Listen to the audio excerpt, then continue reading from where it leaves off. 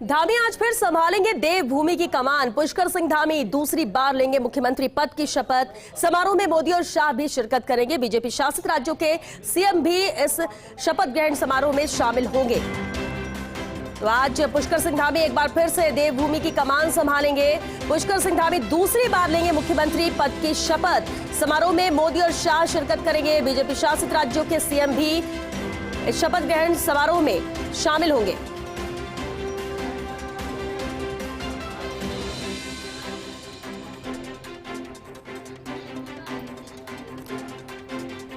और चलिए सीधे रुख करते हैं देहरादून का।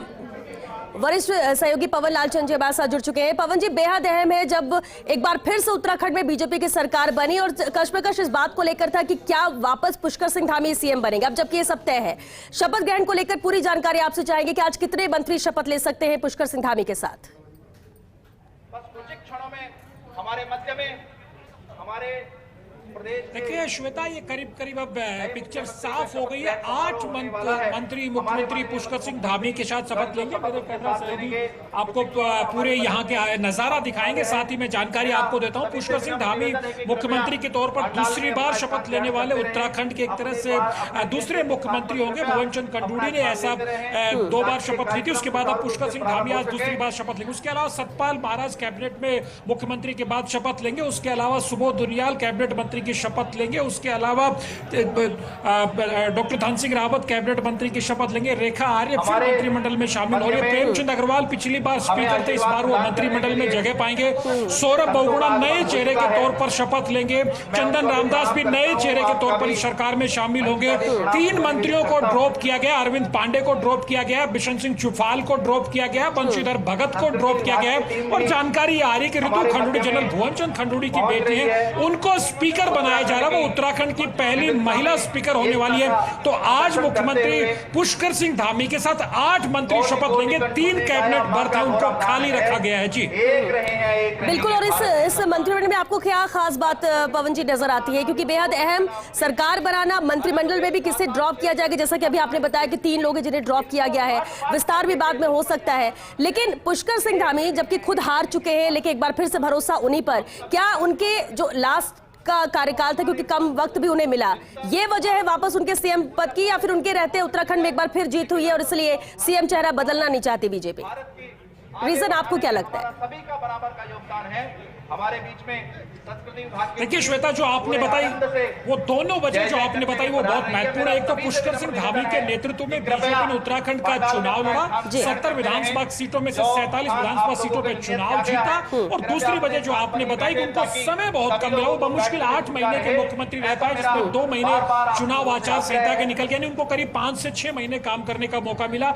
यही वजह है कि प्रधानमंत्री नरेंद्र मोदी और अमित शाह, जेपी नड्डा ने पुष्कर सिंह धामी पर ही भरोसा जताया और उनको एक लंबी पारी खेलने का मौका दिया गया। ऐसा हुआ नहीं बीजेपी में कभी कि जो मुख्यमंत्री का चेहरा हो वो चुनाव हार जाए। प्रेम कुमार धूमल पिछली बार पड़ोसी राज्य हिमाचल में मुख्यमंत्री का चेहरा थे, चुनाव हार गए, बीजेपी सत्ता में आई, लेकिन उनको मुख्यमंत्री नहीं बनाया गया। जयराम ठाकुर को मुख्यमंत्री बनाया गया, लेकिन उत्तराखंड में इस लकीर को तोड़ा गया है और एक नए एक तरह से अभूतपूर्व फैसला लिया गया है। तो जहां तक आपने कैबिनेट की बात की श्वेता, 3 नए चेहरे इस कैबिनेट में लिए गए। जैसा मैंने बताया, प्रेमचंद अग्रवाल पिछली बार स्पीकर थे, उनको इस बार मंत्रिमंडल में लिया जा रहा। वो आज शपथ लेंगे। जो जानकारी हमको मिल पाई, उनके पास गोपन विभाग से कॉल चला गया, राजभवन से भी उनको फोन चला गया। उसके अलावा सौरभ बहुगुणा पूर्व मुख्यमंत्री विजय बहुगुणा के बेटे हैं। उन्होंने 2016 में कांग्रेस को तोड़ करके वो लोग 9 सिटिंग विधायक कांग्रेस के बीजेपी में गए थे। अब उनको इनाम मिल रहा, उनके बेटे को इस बार मंत्री बनाया जा रहा। वो सितारगंज से चुनाव जीत के आए हैं। उसके अलावा चंदन रामदास है, वो बागेश्वर से बीजेपी के लगातार 4 बार के विधायक हैं, उनको भी मंत्री बनाया जा रहा है। यानी कि 2 दलित चेहरे इस सरकार में होंगे। एक महिला रेखा आर्य सरकार का हिस्सा होंगी। ऋतु खंडूड़ी को भी पहले ये कहा जा रहा था कि उनको मंत्रिमंडल में लिया जाएगा, लेकिन उनको अभी एक खबर आई कि उनको उत्तराखंड विधानसभा का अध्यक्ष बनाया जाएगा। और अगर ऐसा होता है तो वो उत्तराखंड की पहली महिला विधानसभा अध्यक्ष होंगी। जी श्वेता। बिल्कुल।